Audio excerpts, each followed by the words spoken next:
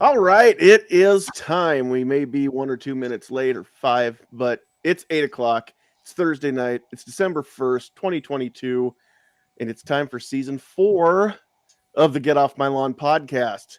It's been a longer than usual break in between seasons. So I'm super thrilled to be back. I'm super thrilled that you all out there are already tuned in. There's several people coming in commenting on the YouTube side. I don't think anybody's commented on Facebook yet because we weren't live until just now. And also, I think if I refresh this, it should show me on Twitter that we're going on Twitter too now. So yeah, we got 3 places that we stream to. Couple quick announcements real quick, and then we will bring our panel of esteemed guests in, and we're just going to have some fun tonight. So sometimes I pick topics that are kind of deep or I don't want to say dark, but I guess some of them can be kind of dark. Tonight we're not going to do that. We're going to be the opposite. We're going to keep it light. We're going to have a lot of fun, just kind of hang out, have a discussion. And I'm sorry ahead of time that all I could find was a panel of a bunch of ugly guys and Travis. But we had some girls lined up, and then that didn't happen. They couldn't make it, so it's a guys club tonight. I wanted to announce that we don't discriminate. Ladies are always welcome in the panel too. It's just this is the way it worked out. That's all. Okay. Don't hold me to that affirmative action stuff. So real quick, couple announcements that we like to make, of course, every week. The views and opinions expressed on the podcast belong to the individuals expressing them, do not reflect the views of any of our sponsors, which, you know what? I haven't even talked to any for this season. So I've only got one so far. We're not offering any legal advice, any medical advice. And I tell you what, I need to add this on there. If anything that you hear or see on this show offends you, then I'm sorry that you're a snowflake. You should probably man the hell up. Okay, so having said all of that, the dog is trying to get all up in my business here. So yeah, super professional show. We got the dog in here with me. Also, Patriot in the Dark. I know you're out there watching us on YouTube, and I hate to disappoint you, pal, but it's just me tonight. And well, my blonde co-host here that's wandering around, trying to take a nap underneath my desk here. But Sandhill Sweetheart is not in the house. She's not feeling well tonight, so she ate a little bit and went right to bed after she got home from work. So she's not in the producer's chair, so it's not going to be the well-rounded, well-polished show that you all are accustomed to tonight, where it's just me and the dog. But she hopefully will be back at full speed next week. So, also, I want to mention that if you're out there watching, please drop those comments. Except for you know who you are. You're not going to, and I get that. But the rest of you, get in the live chat, get in the discussion, join us. That's the best part about this. You get to interact. So also, if you hit the like button and the share button, share this with everybody far and wide. And yeah, we're on YouTube, we're on Facebook, we're on Twitter. Everything is Sandhills Media. So go find us and help everybody fight. It's the best show that nobody's watching, guys. Let's see if we can change that. And then, of course, we always want to brag about the fact we are part of the Self-Defense Radio Network. A lot of great shows, a lot of great podcasts over there that are oriented around firearms, the Second Amendment, freedom, and all kinds of good stuff. So go check that out. When this one's over, you can see the rest of those shows over there, sdrn.us. Self-Defense Radio Network, sdrn.us. Go check those out.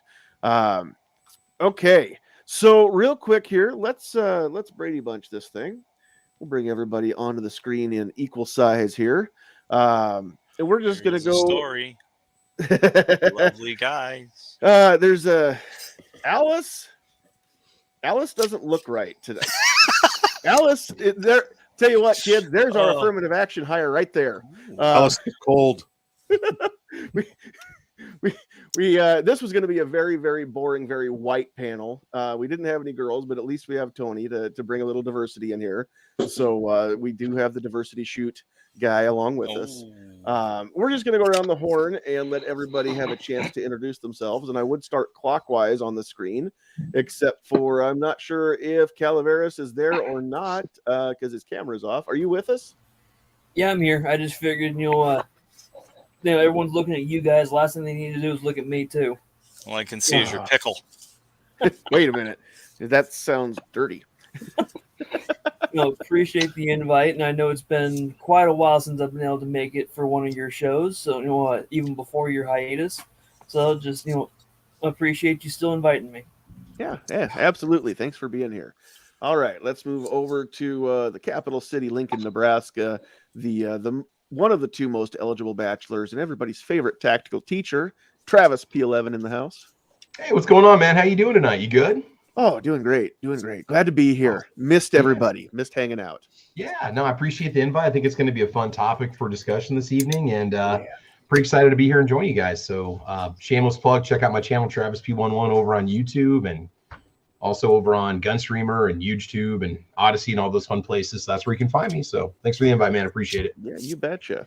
All right. Well, let's drop down from Travis. We've got Chris from the 740. What am I supposed to say? OH. IO. We're not too proud of that right now after last weekend. You know what? Now I understand being a Buckeye fan. As a Husker fan, I'll tell you that the sting never goes away, but you do get used to the way it hurts. But you had one loss. I mean, we had one win this weekend. Husker fans are on, we're acting like we're just the king of the world right now because we beat Iowa. But yeah, I know it's not a good week to be a Buckeye fan, but glad you're along with us. And you know what? We can both hate on Michigan equally. Chris, how's it feel to actually have a team playing a bowl game? What's that experience like? I'm kind of curious. Last one we played in was a 2000 Flushes Bowl, like in 2014. So, yeah, do college teams actually still play in December? I didn't. I don't know. We pretty much move on. We just watch volleyball after this point. So yeah. All right, Chris, thanks for being here. All right, let's keep going clockwise. We'll just wind our way around here. So the youngest one in curls, your hair is kind of curly looking, kind of wavy looking. Dan Wass is in the house. How are you? I'm good. Hey guys, not sure if I'm the youngest one or not. I doubt I am, but thanks. Just fighting the fight up here in New York. We're exposing the tyrants and and now dealing with this so-called Governor Hochul with her toy gun ban. So just I did a Newsmax hit on that this morning, and it's just we're fighting up here, but it seems like we're going back and forth. And Matt and I have talked on the phone a lot about this stuff. It's just New York stuff is crazy right now, but here we are. So yeah, well, okay, so and this is a nod to Calaveras as well, but you guys that are behind enemy lines in the not the people in them, but the state itself, crappy states. I'm glad you're there, because if everybody tucked tail and ran away, there'd be nobody left to fight. So kudos to you guys that are still there, that are still fighting the fight in those not so free states. And you may lose some ground, but you're just too stubborn to give up. And I appreciate that's just it. I think I'm just naturally defiant and don't like to lose. So yeah, I hear you. Well, thanks for joining us tonight, Dan. We'll move over to Mike. We've got Mike Piwowarski in the house, the beer maker. Did I get that right again? That is correct. That is correct. Yeah. So, how are you doing, sir? I'm good. Listen, welcome to the sausage party, everybody. Nothing but us guys hanging out. It's all right. That's kind of how my panels are most of the time. So we're gonna put that disclaimer to the test right now. Here we go. Sponsored by Jimmy Dean. But unlike that terrible movie, the animated film of the same name, this one's going to be entirely, well, I don't know if it's kid friendly, but we'll try to keep it at least PG-13 and cut the innuendos down to a safe number, safe minimum. I didn't agree to that. I won't say more. We already talked about the tactical pickle, but anyway. I got 3 innuendo jokes. I'm ready to go. Okay, cool. We'll let you break those out. Just kind of pace yourself. Don't drop them all at once. All right. Moving clockwise again, also in New York, Matt Mallory, one half of the Meet the Pressers crew. How are you? I'm good, sir. I'm doing really good. So been busy teaching all over the country, but a lot more here in the state too with the new CCIA law, unfortunately. Yeah. And fighting a good fight, just like Dan. Dan and I collaborate a lot on talking about different things when a new bill comes out or new law gets shoved down our throats, or there's a judge that smacks the governor around a little bit. We like to get on the phone and figure out what the heck the makeup is. And I know my students, I teach PSNED's my training company, but students are always, the judge, this judge just shot it down. So it means we can carry in churches again. I'm like, whoa, hang on. Nope. So there's a lot of nuance in all that. So for sure. Yeah. If anybody wants to know, if you want to keep your finger on the pulse of what's going on in New York State, Dan and Matt are two guys to get to know and start following on social media, because you guys are again, kudos to you guys that are there in those states where you got to fight the good fight. And last but certainly not least, arguably in just as bad, possibly worse, the worst state of any of us on the panel, Tony is bringing it from the Jersey shores. I don't know. You're not really on the shore. No, I have no reason to be on the Jersey Shore. I'm Tony Simon, and I'm with Moms Demand Action. Glad to be here. Yeah, dude, we live in Jersey, and our guys have gotten so bold. They just say racist stuff out loud now. So it's really amazing. So, I've been saying for a decade now, gun control has, racist foundation and pushing that narrative. And even I was still shocked when pretty much they came out and was like, yeah, we don't want people in these towns to have it, cities to have access to firearms, even if they pass the background checks, pay all the fees. And, we're increasing the fee 5-fold. Yeah, we just don't care. Yeah, interesting times, but gotta love tyrants. Yeah, tyrant's gonna tyrant. Especially if you heard it. The guy's name is John McKeon, Assemblyman John McKeon, and every time I say his name, I change his middle name. I don't know if you guys have been noticing that, but it was like Jim Crow McKeon. John the Cotton wasn't going to pick itself McKeon. So it's it's just, I'm having a great time with that guy. Oh man, that's what goes like Bucky Dent, Bucky effing Dent, that kind of thing. Right. Yeah. We kind of been doing that here in New York with Karen Hochul. I mean, Kathy Hochul. Nice, exactly. And he's a lawyer, so the minute I get a cease and desist, it's going to be on the wall somewhere. It's going to be posted. You'll go viral with that one for sure.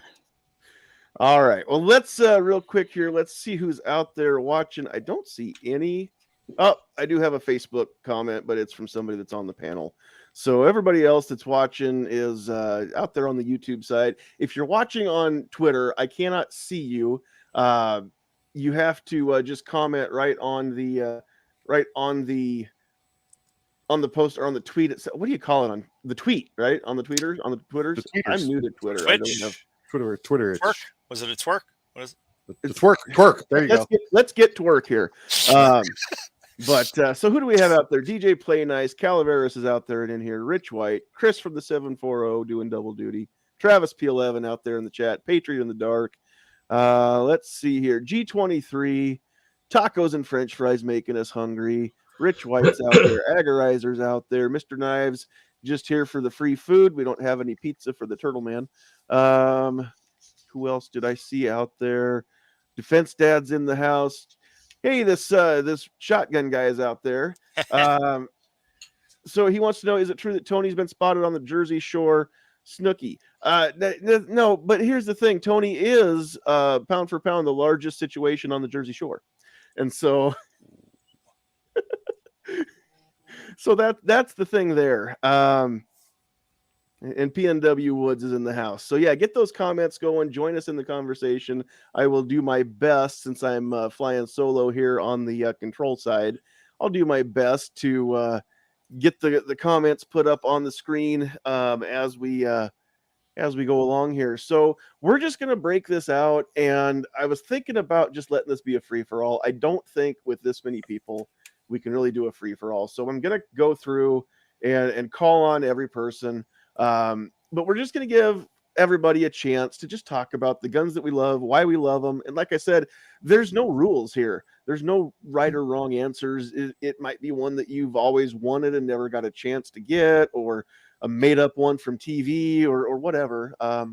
And you don't just have to have one. I mean, we can, and we're not going to have any kind of not keeping track. We're just having a fun conversation tonight. So let's go back around and uncoil now that we've wrapped around the screen here. So let's start with Tony. Favorite guns? Why do you love them? And you're muted, so we can't hear you.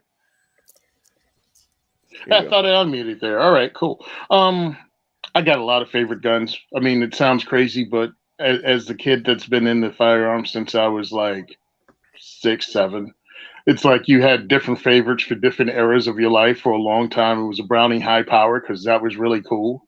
Then I started reading Mac Bolan books, so it was the Beretta 93R and the forgot what the big one is. They just re-released it. 44 Win Mag. I think that was it, right? So I dug that, and then I discovered CZ75s, and I wanted them, and I was able to pick up a couple of those for like $240 Israeli police trade-ins, and that's one of my favorite guns. So you got that. I got my Smith & Wesson 686 that I had sent in and had this polish job done to it. So it's just a lot of different guns. So Dream Gun, just shot the brand new SIG, was it P226 X5? That thing was sweet. I was at a SIG range day. So that's one of my higher end guns that I'd really love to get my hands on one day and have one of my very own. And then I started getting into shooting competitions on November 10th, 11th, and 12th. I had a shooting competition of different types each day, and got to shoot an Infinity, like CZ Infinity something. The guy bought it used for $7,000. Brand new, it was 10 grand. I was like, yeah, I don't ever want to shoot that again because it's way too nice. And then a guy had a bargain basement, Checkmate. That only cost $3,700. So I got to shoot that. So in reality, I was just hoping to win the $2 billion lottery so I could pick up some toys. Oh yeah, and beat a Pro 2A Bloomberg. Right. But it didn't work out. So yeah, I have a lot of different ones, man. And pretty much anything anybody says, I probably want one. But I definitely want a gold AK. We need to get you some more sponsor companies for diversity shoot, like Cabot, somebody like that, to pick up the tab for you. I remember the first time I talked to Nighthawk Custom and asked them for a free gun, and they looked at me like they were waiting for the horn to finish growing out of my forehead. They're like, we don't do free guns, son. Yeah, I can about imagine. All right. Well, let's put Matt over in the hot seat now. What are your favorite guns? Oh my goodness. Why are they? Well, the standard Glocks is what I did, military law enforcement, I should say. So, I'm kind of accustomed to Glocks. I own quite a few of them. I think 8 or 9 Glocks. Right now what I'm carrying is a Walther PPS, and PPQ is my duty weapon. So I really like the feel of the Walther for a pistol. Let's see, on the rifle side, I've got a 300 Blackout that I got last year. My wife allowed me to buy that for Christmas, so that's what I got myself, or she got me. But I sporterized. You kind of see it on the wall, right? Let me see if I can do this right there. It's a Mosin Nagant that I sporterized, so a $250 Mosin Nagant. And I got 2. You can see the other one right there above it. So those people out there that are haters about sporterizing old guns, but that's $250 Mosin Nagant. That's $2,500 Mosin Nagant because of sponsors building it out. So that's kind of a fun project that I did a while ago. But if you can see it, you probably can't see it behind the turkey, but I got a Tommy gun right behind the turkey. So my Tommy gun, like Tommy guns. Yes, sir. What did you add to a Mosin Nagant to make it 25? Did you just tape $100 bills to it? What that? He was recreating the High Point look, but with real $100 bills. Yeah. So this has. I don't think I can let you do that on a live stream. YouTube's going to shut us down. Never mind. Airsoft gun. Sorry. Yeah, I forgot the disclaimer. Nerf gun. I love that Nerf gun. Well, That was so anyways, cool. goes away. In It's my Matt's lap is a fault. camouflaged Nerf gun. Yeah, so scope, the Archangel stock, lap the bolt, bunch of other stuff. So Yeah, if scope, any, It's New York for the compliant. record, that's the Nerf version of it that you were just. It's a handling, right? 100% Nerf. It's an airsoft replica that nobody saw anybody handle on a live YouTube stream. I think we're okay here. okay. Anyway, back on track. One of the ones that I haven't gotten yet, I've shot, but I have not gotten, is a 6.5 Creedmoor. I think that's going to be one that I'll end up getting soon. And another one is my BFR 4570 BFR. Didn't touch it. Just Nice. pointed at it. YouTube. Yeah, that's Just pointed fine. at it. Pointing is totally fine. Having them on the wall or whatever behind you, totally okay. YouTube doesn't have a problem with them being in the picture. Yeah, I forget. Yeah.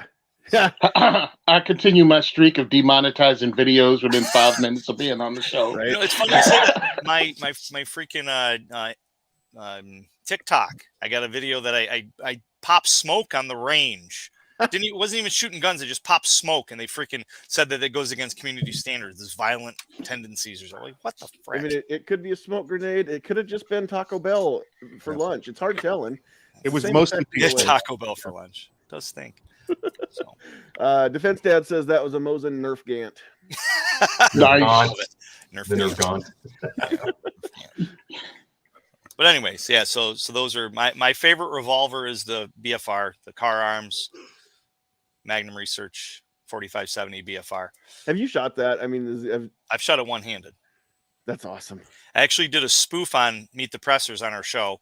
I called it Matt's Corny Video. I give credit to my wife because I call her up and I said, "Hey, do we have any sausage in the freezer or in the fridge?" She goes, "No, we just ate it all the other night."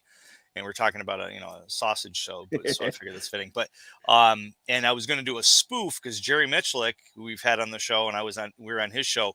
He did it with a 500 Smith and Wesson, and it's not it's my finger gun, and he sticks a hot dog in the cylinder gap and explodes it. And I'm thinking, 4570 is bigger than a 500 Smith and Wesson. What's bigger? What's a bigger piece of meat? So I said, okay, sausage. We didn't. So my wife goes, "Well, I got corn. You can make a corny video." I was like, oh. So I took a ear of corn, one-handed, shoved it in the cylinder gap, and made. Yeah, that's the Jerry Mitchell video is really, really a good one. I've shared that at least once and possibly more than once on my Facebook page. But yeah, after this is done, anybody that's curious about why you don't stick your thumbs forward on a revolver, go and watch that. Just search Jerry Mitchell hot dog or Jerry Mitchell cylinder gap, and you'll find the video. Or search Meet the Pressers. Meet the Pressers, Matt Mallory corny video. I got to find that one now too. I've not seen that.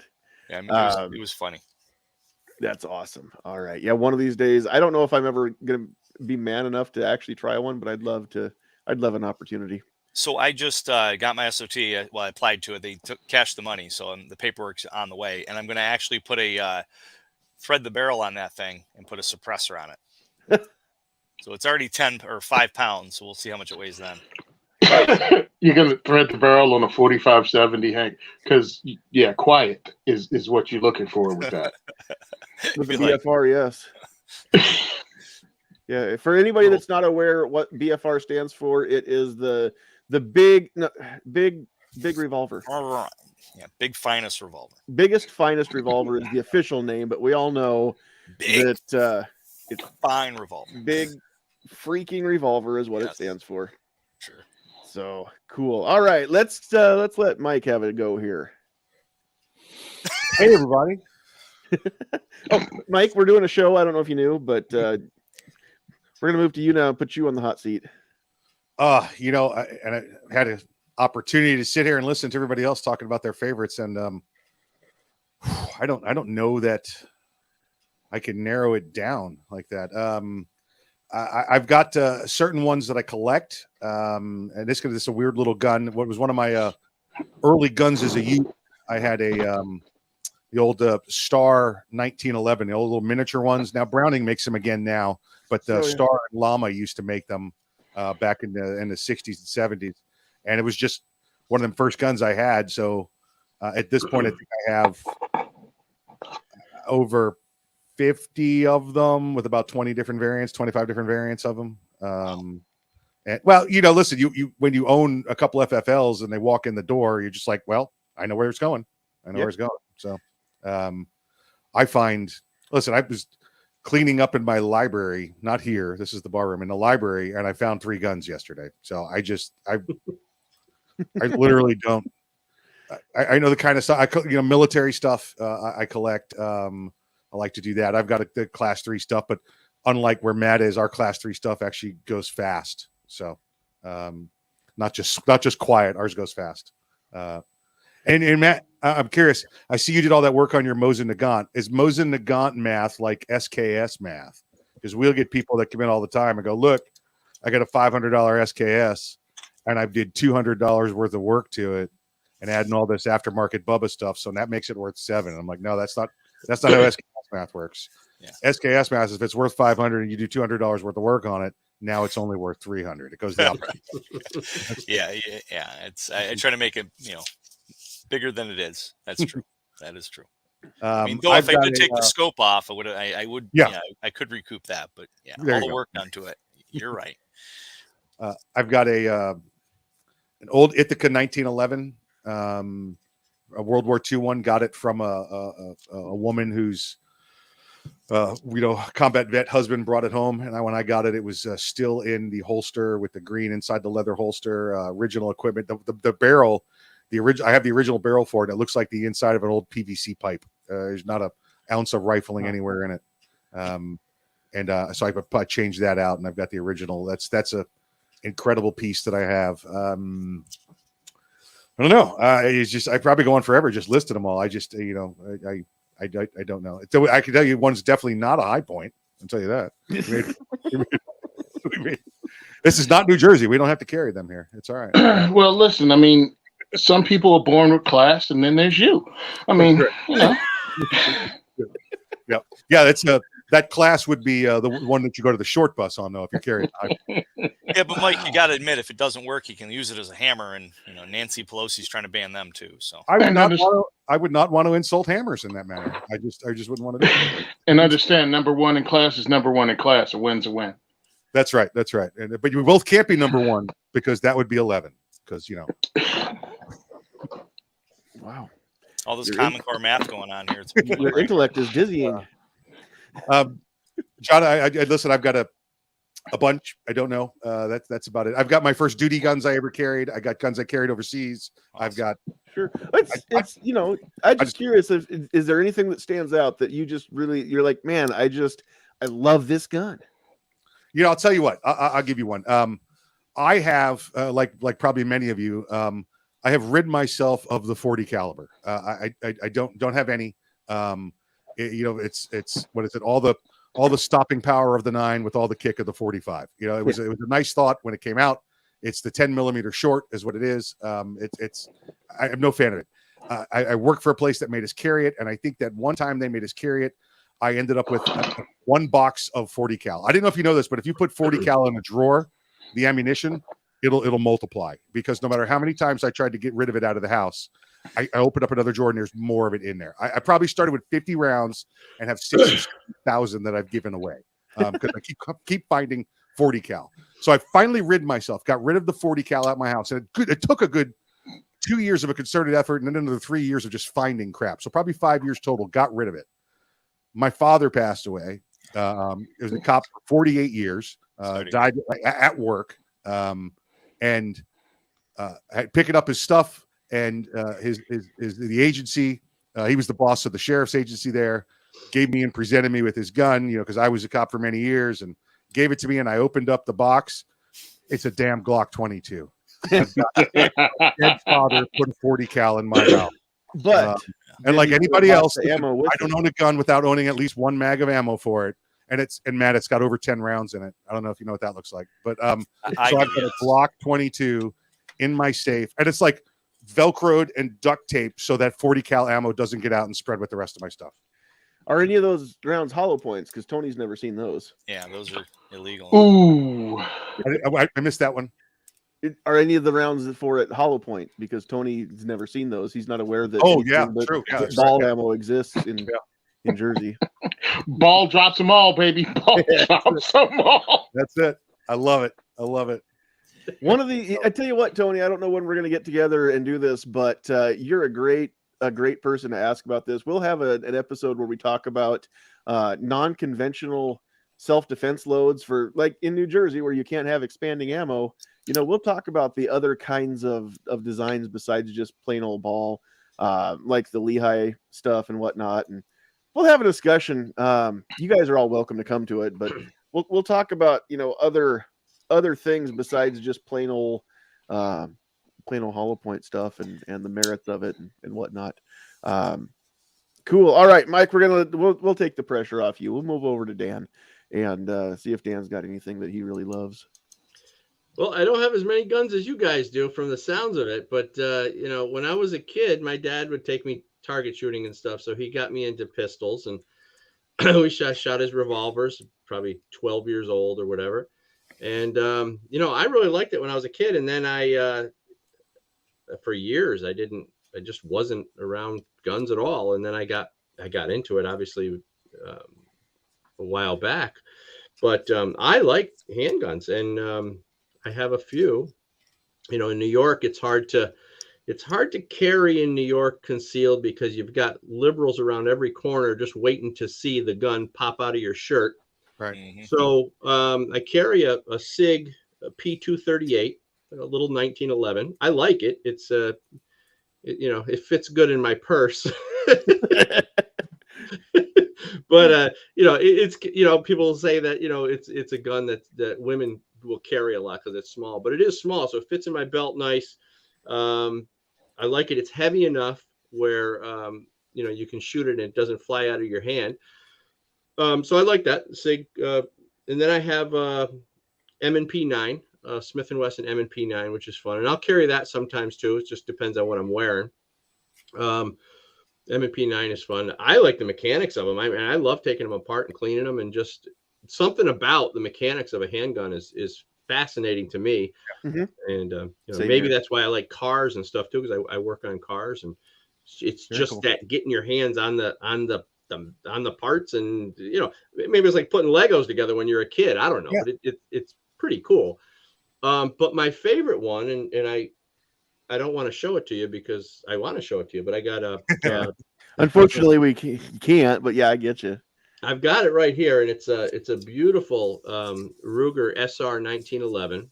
Nice. The rosewood grips. Mm-hmm. That's my favorite gun. I mean, that's that one you shoot and you're shooting a gun. I mean, it still breaks my grip. So maybe you guys can give me a little advice, because it breaks my grip every time, and I'm having a bit of a struggle with it. But I love that gun. Shoots straight. I like it.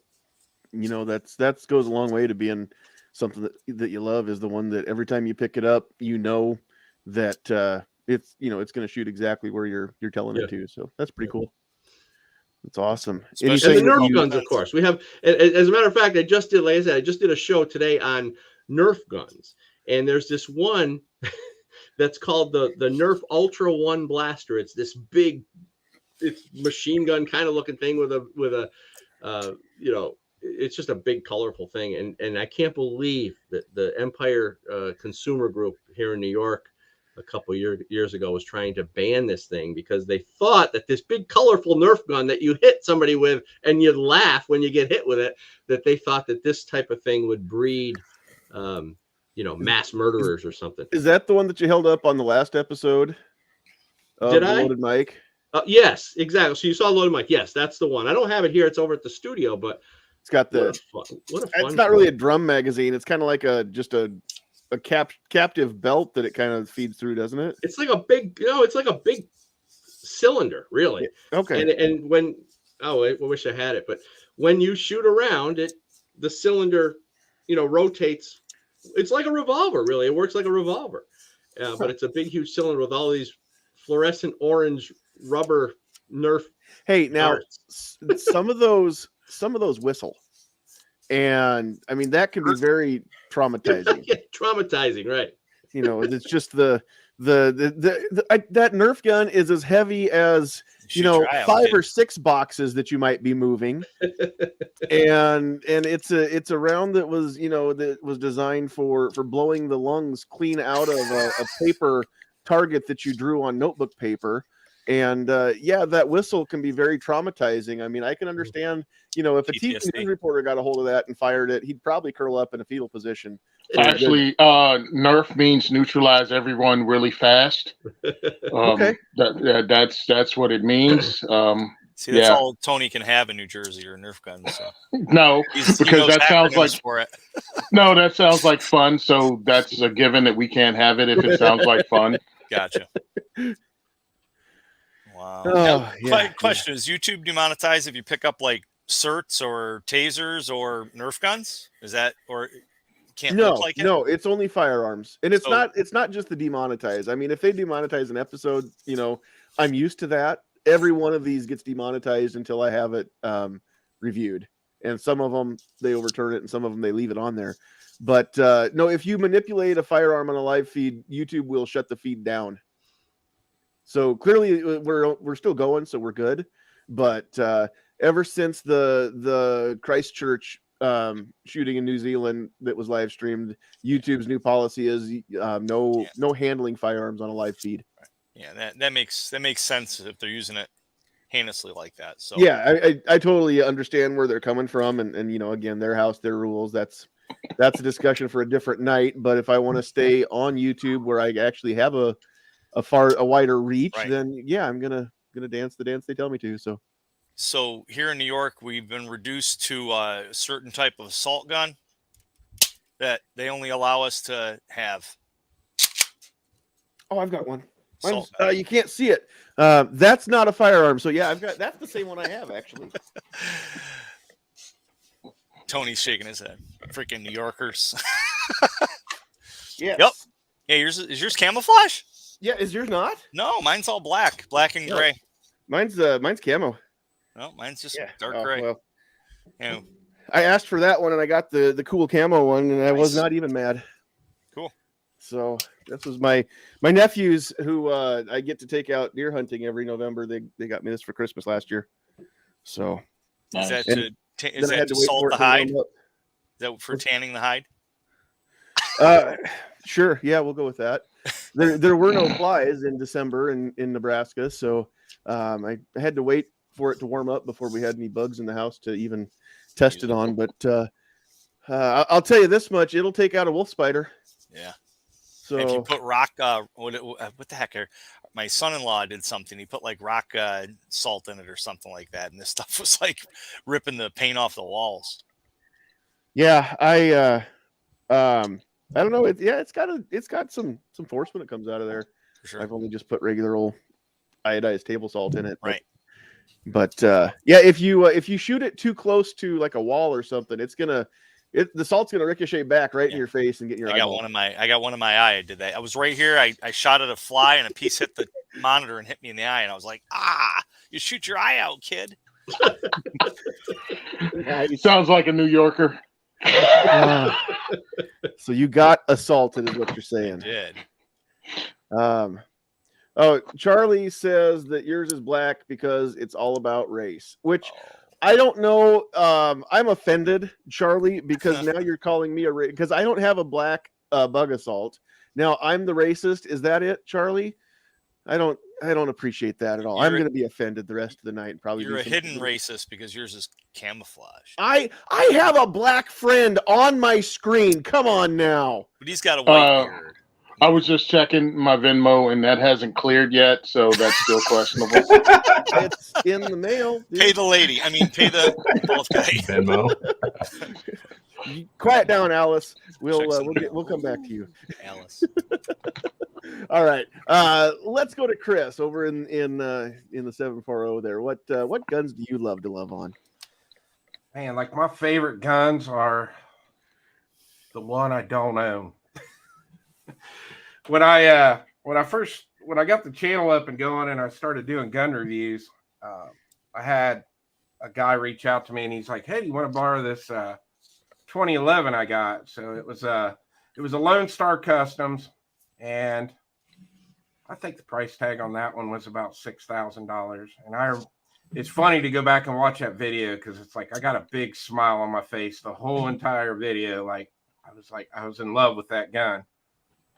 And then back a couple months ago, I ended up getting my hands on a Phoenix Trinity Honcho 2011 to review on the channel. And that gun was just amazing.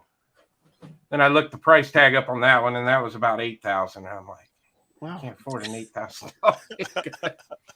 Take out a car loan on it. I love 2011s. I've always been a big fan of 1911 triggers, and the 2011s just takes it to another level when you get to shoot one, especially a USPSA modified race gun like that. It's just amazing. So yeah, it's enough to make me go back to stripping. Yeah. Make that extra money. You have an OnlyFans page? I will, if it can get me Infinity money.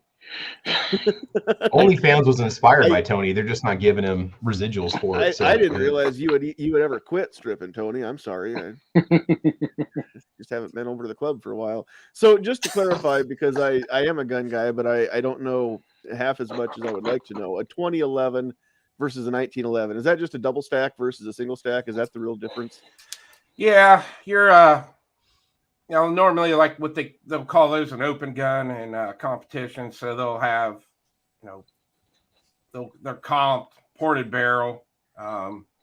Normally the triggers like that Infinity that Tony was talking about, he shot. You're talking probably 1.5 pounds to 2 pounds on the trigger. Nice. Slides on them are just butter smooth. I mean, because they're all hand built. I mean, it's a completely hand built gun. Yeah, they're amazing. So that's why they're like $3,000 starting, right? Yeah, that's a low ball.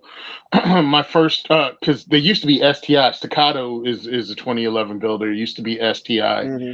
Right. And my very first diversity shoot, the New Jersey State Police sent a undercover in to try to infiltrate the diversity shoot. Now, joke's on them because they were only 4 people. And this guy shows up, and I'd only been on Facebook like 3 months and had advertised through. So the people on Facebook that were my friends were actually my friends. And I'm like, how did you hear about us? And he's like, John. I'm like, John who? I don't know anybody named John.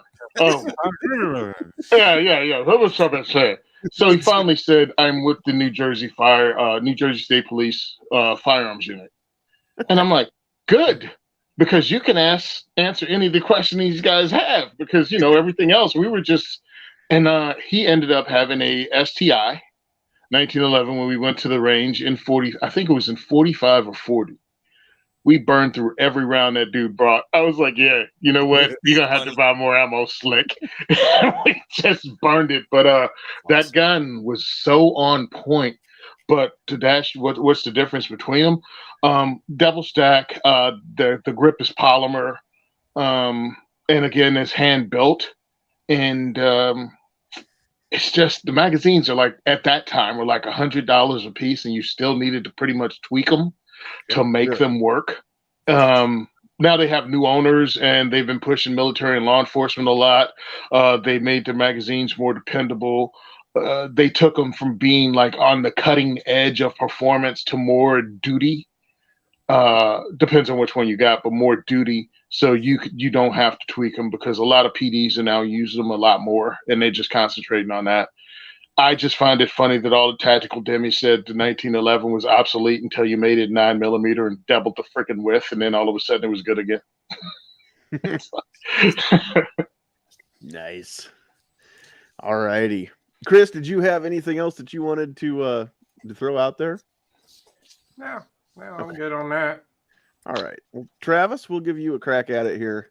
You're muted. There you go. Yeah, this was difficult because I've tested so many guns on my channel. Honestly, I'm trying. And I do own about half of what's on the list here. So just in no particular order of importance. But number 1, Colt Trooper Mark III 357 revolver. Just the trigger on Colt revolvers, especially old Colt revolvers, is just magic. It's so soft. It's wherever you want the rounds to go, that's where they're going to go. On a So if stage. you have $1,300 sitting around, I suggest you pick one up. But yeah, it's a Trooper Mark III. Number 2 is a two-way tie.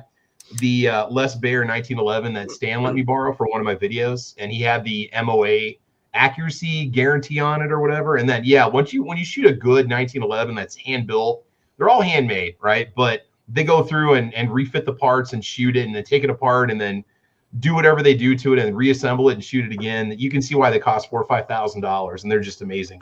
But that's tied with my Ruger SR 1911. So Dan, I'm right there with you.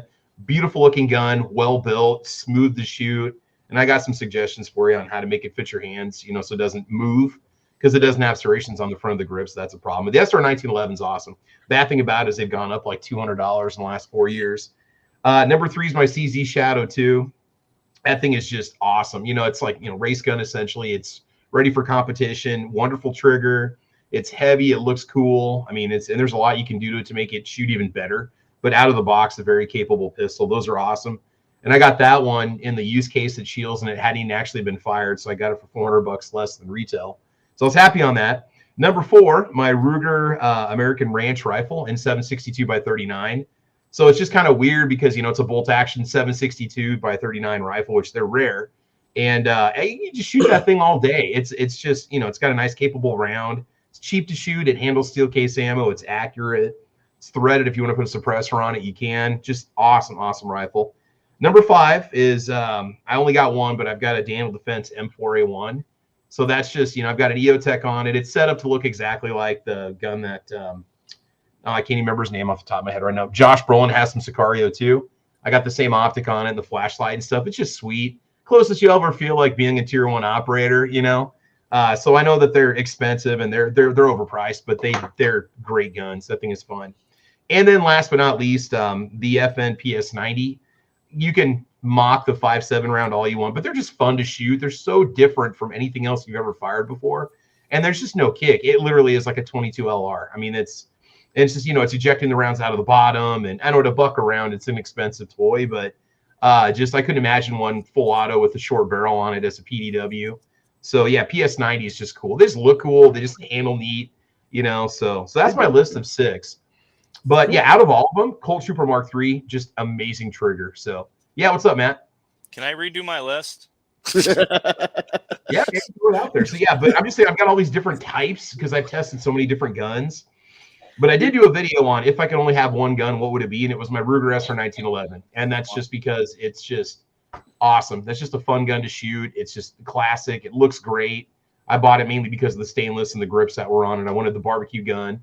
At the time, they were $700, and it was a really good deal. So it's definitely before you step under that upper tier of expensive 1911s. So did anybody else notice what just happened here? Matt put his hand up, and the school teacher didn't even miss a beat, just called on him. Oh, I saw his hand. I was just finishing my point before I called on him. So it's just you've been conditioned over all the years. When somebody puts their hand up, you call on them, right? And then notice I gave him time to finish his statement before I continued. I gave him the 5 seconds before I make sure he responded completely. So Thank you. Yeah. Now it says the guns we love, so I wanted to make sure I covered more than just one. So any of those that I mentioned, if you buy any of those, you will be completely happy with them, except for the ammo cost of the PS90. So everything else, highly recommended on my list. So that's it. Cool. Mike, were you gonna say something? The 5.7, just to further on that. When I was over in Afghanistan, the Italians they had their soldiers carrying their rifles, but their carabinieri, their state police was over there as well, training the Afghan National Police Force. All they carried was the FN 5.7. Only thing they carried, the FN 5.7. We used to meet about once a week. We'd pick some side of a hill, side of a mountain, and do a range day. And I pulled out that 5.7 the first time, and I just thought, these guys they're so underpowered. How could these guys, be using this as a defense weapon? And then pick that little 5.7 up and was plinking targets at 500-600 meters flat. Just it's insanely accurate. I mean, even the semi-auto version, and I can imagine a full auto short barrel, PDW within 30-40 yards, you will decimate anything that's coming at you. And remember, it's designed to go through body armor too, so it's it's a little round. As far as how deadly it is, and I don't know if I can't. Some facts in my head, I don't know if they're public or not public. The shooting at Fort Hood with Major Nassan Hadal Nassan, he killed the 2 MPs there when he killed those other soldiers. He was using a 5.7 to pierce their body armor like it was nothing. Jeez. Yep. Yeah, Well, there's the round. There's the LEO round too that we're not supposed to own as civilians. There's the black tip, special one that FN makes that. Yeah, my last trip out to Vegas, I made a point that I was going to go shoot a P90 full auto, and it was just insane. You were able to stay on target through the whole mag. It was just. You know what it feels like? You remember when you were a kid and you went to the fair and they had the BB gun that you would shoot the full auto BB gun, shoot out the star? That's exactly. It was just 50 rounds done. Yeah. Have you seen it's Kel-Tec's new 5.7, their pistol? The Stormtrooper gun? Yes, exactly. Yeah. Yes. Yeah. Absolutely amazing. I was actually talking to one of the guys who's a contractor. Now we had a conversation, and he was like, their gun in Iraq, Afghanistan, whatever. I forgot where he was because it was so long ago we had this conversation. But it was the 5.7 because the ammo was easier to get over there. So it was like each generation, when we go into a warlike situation, has their handgun of that time frame. Even the guys that work behind the curtains, and like SOG in Vietnam, their thing was a Browning high power because it was third party, yada yada, 9mm. And this generation, he said, is pretty much the 5.7 because you could get that ammo cheaper. You had a bunch of rounds. That was your secondary gun when you're doing. Like if you're doing road convoys and things like that, that was the pistol because you could mag dump that sucker on somebody real quick, one-handed, stay on target. And he was like, a whole bunch of angry bees poking holes in people. That was their thing. And it's lightweight. Yeah, I've never shot one, but I've always wanted to. Yeah, I shot one. I went to an FN range day, and it was hilarious because no one shows up sometimes to these range days. I know people think, you see a range day at the range and a manufacturer's hosting that it's going to be busy. Many times it's like 1 or 2 people. So I rolled in, and because I do what I do and I go to the different shows, I knew the guy who was hosting the range, the rep from the company. And we were just on the range for like an hour straight, burning through 5.7, burning through 9. We were checking out the new, the 509, and then it was a 509 tactical, and there was no one else there. So go to these things, man. Don't think you're going to be, you might be standing in line, but you might just be there with a rep and have a great time. Yeah, it's worth checking out for sure. All right, well let's round out the order here and move over to Calaveras. Guns you love to love on, sir. Marlin 336. Nice.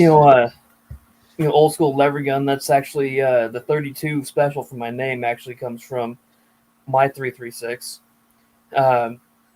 And I've shot a I think it was either a World War II or a Korean War bring back 1911 that someone had put a new barrel in. It's a good friend of mine. It was his grandfather's service pistol.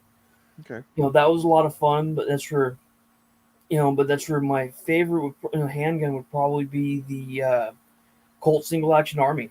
That's for I've shot them in a 45 Colt, and doesn't have a lot of recoil on them. They're big, heavy, a chunk of metal, but I don't know. Overall, they're fun to play with.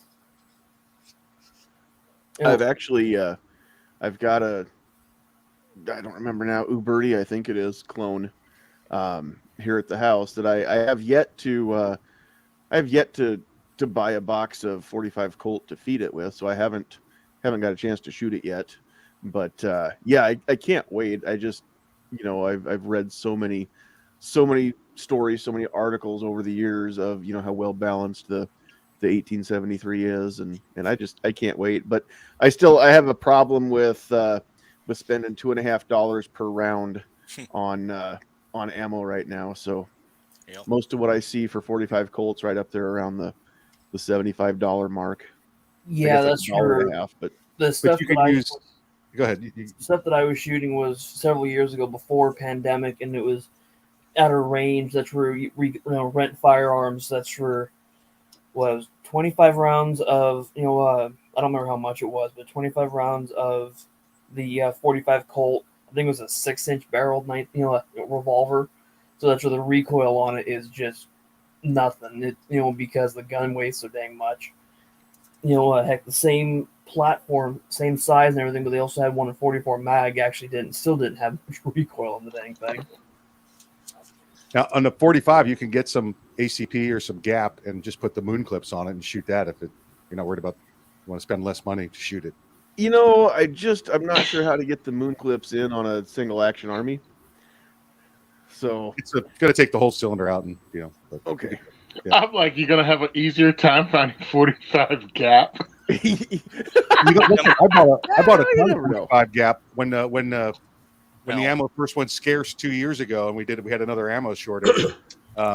You could buy gap for what you used to buy 45 for, and now listen, the gaps maybe because it's all over Florida because they had the troopers down here carrying all the 45 gap nonsense. It was what Glock made it for them was the original thing, but gap functions perfectly in a Glock 21. Any of the Glock 45s, you put a gap in and they still functions 100%. It's like putting shooting a 40 cal in the 10 mil in the Glocks. That's the only guns you can do that because of the way the extractor holds the round. It doesn't need to set against the edge of the brass to seat. So yeah, don't try that in any other semi-autos. I made that joke in 2020 when every other ammo was like scarce. I went, the time of the 45 gap is here, brothers. That's Finally. There you go. Yeah, all 6 of you that have that ammo, it's your time to shine. That like 44 mag are the only 2 things you could find on the shelf at one point, So I went out and bought myself a 270 and a 243 rifle because I could buy that ammo every day. If you really need to, just put the 45 gap in Mike's drawer so it'll duplicate, multiply, and I think that only works with the 40, man. I've tried it. I've tried it with other ammo. When you said 40 Smith & Wesson earlier and said that, I was going to say the comparable one to that is the 45 gap. I was actually going to say Mike, that that's for maybe you can send me that magic drawer that makes the 40 multiplied because that's for it don't multiply in my drawer. That's for If I'd have known you were giving the stuff away, I'd have gone out and bought a 40 just to shoot the free ammo from you. I'm not kidding. Anytime you run into any of the guys and Matt's probably heard this story before, I've given away thousands of rounds of it, and I know I only brought 50 rounds home. I have no idea. Though, we can't be putting 45 gap in the same drawer as Mike's 40 caliber because that's how you get some sort of abomination like a 400 Corbon or something. Yeah, it's some 41 AE or something. Yeah, 41 AE. Nice. 7 Sig. Back man. Oh, Rob, you've missed a lot. You have. Sounds like it. Rob Beckman is in the house. Better late than not at all. But yeah, I tell you what, we've had a chance for everybody to talk anyway, but you. So we'll just throw you right into the mix here, Rob. Guns that you love to love on. It doesn't have to be necessarily anything that you own, but if you do, we just want to know what people love and why you love that particular gun or guns. I'm fond of 2 different brands right now. The first one that I'm fond of is Glock. And the main reason I like Glock, it's not pretty, but as it's been described by other people, you can find parts for a Glock in pretty much every corner gas station. So it's, universal. If everything went to hell in a handbag tomorrow, guess what? It would still work, just like Mike's showing. And the other one that I really like is what SIG's doing, and especially with their SIG 365 and SIG 320. Both of those feel really good in the hand, and they're harder to find parts for, but not impossible to find parts for. But they shoot well, and I shoot Glocks well too. So those would be my 2 that I would love on if those were the only ones that I had available to me. That's awesome. And just for a second, I almost caught myself asking which Glock, but that would be a dumb question, wouldn't it? Since they're all the same, other than what you feed them. They all work the same. They all look the same. They all smell the same. So I'm not hating on them. I carry a Glock. I love that's of all of my carry rotation. It's probably my favorite, to be honest, because that sucker hits everywhere that I tell it to. At any distance from bad breath out to what's arguably no longer self-defense, justifiably self-defense anyway. So, which I don't care. I don't hunt with it. I don't need to make 100-yard shots with it. And I'm hard pressed to see myself being like Elisha Dick and making a 45-yard shot with my carry gun. I'd be the guy that's getting my wife, out the door and into the car and calling 911 because that's just me, and I'm a hero like that. But honestly, with my Glock 19, I'm pretty sure that I could make that 45-yard shot, and I could easily do, probably 8 out of 10 as well. So I feel pretty confident with it. Although I got to say this, I just bought, well, he's not a sponsor this season yet, but I'm sure he will be. But Garrett over at Open Country Firearms hooked me up with some end of the year purchases for the trainer business. But just picked up another Glock 19. This one's a Gen 5. My carry gun's a Gen 4. This one's a Gen 5. I took that out to the range to stretch its legs, and I was completely blown away at how I couldn't hit anything with it. Because and I don't know what the difference is, but my Glock Gen 4 hits exactly to point of aim with 115 grain ammo, and that's with my 6 o'clock hold, the lollipop hold that we all grew up with our Daisy BB gun learning. The new one I've got not only to bury the dot or the target behind the dot, but I've got to still hold a little bit higher. I get 5 yards just to get it in the 3-inch bullseye. So I don't know. Maybe the instructor needs an instructor to straighten him out some, and I'm not discounting that because my trigger time has suffered this year.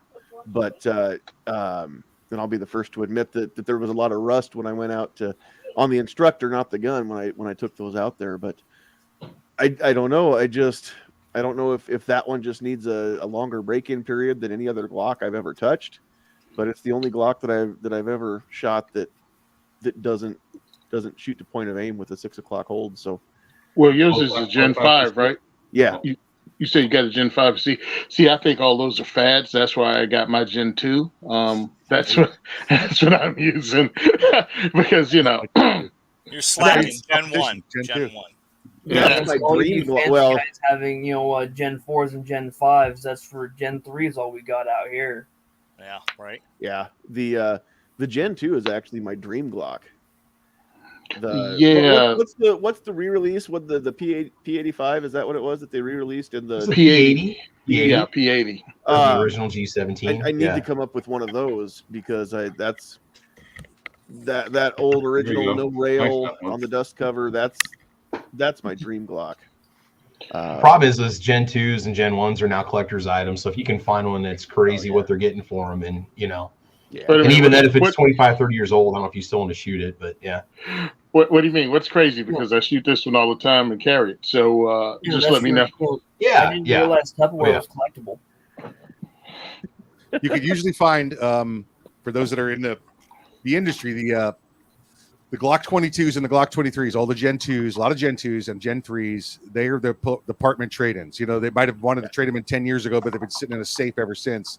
Those get traded in, and because it's that 40 cal, nobody wants them. And you'll see, places sell them off, distributors sell them off. 17s and 19s, they'll sell them used for $400, and the 22s and 23s, they'll sell them for $150 to $200.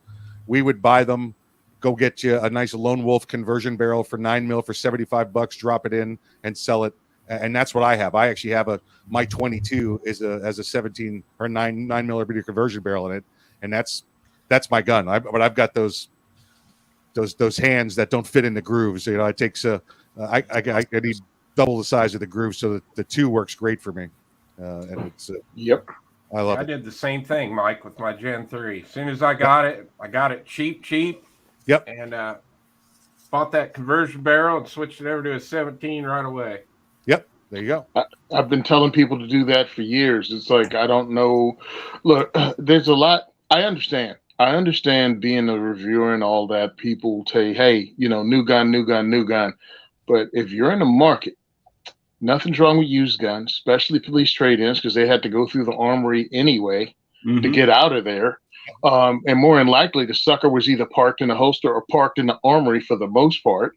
So you got a gun that was either carried a lot, shot very little, and then checked over. Why wouldn't you get one? I picked my Gen 2 up for $299, and that was the Glock 19. Yeah. Yep. I got a Gen 2 Glock 17 for about the same price, Tony.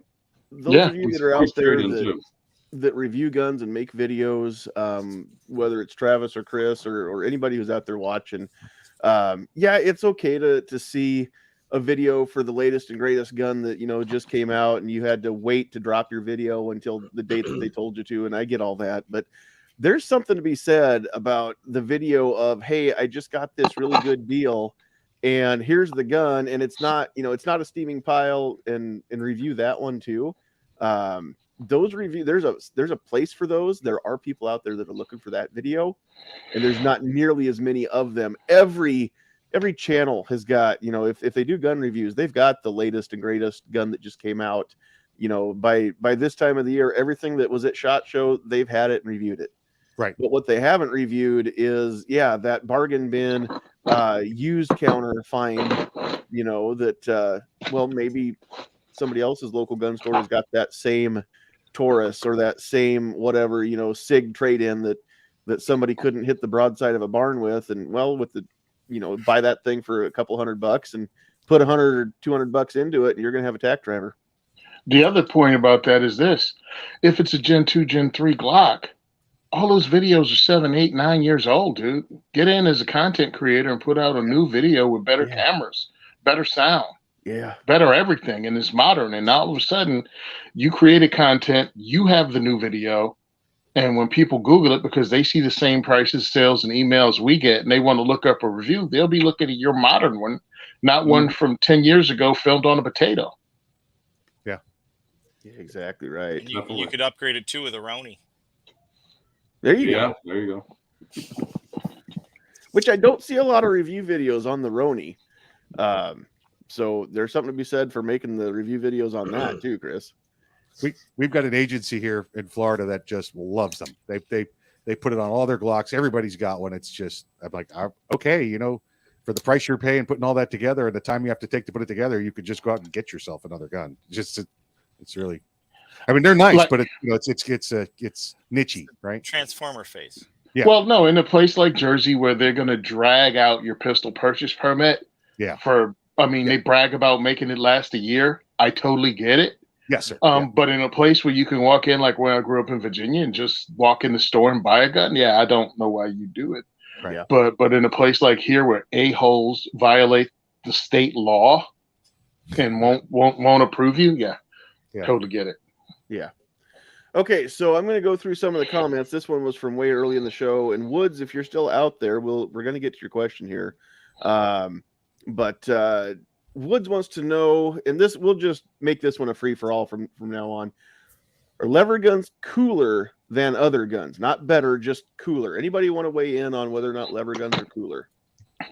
Lever guns are incredible. I mean, like the original Marlin 336. I think was that Travis or Chris that mentioned that one.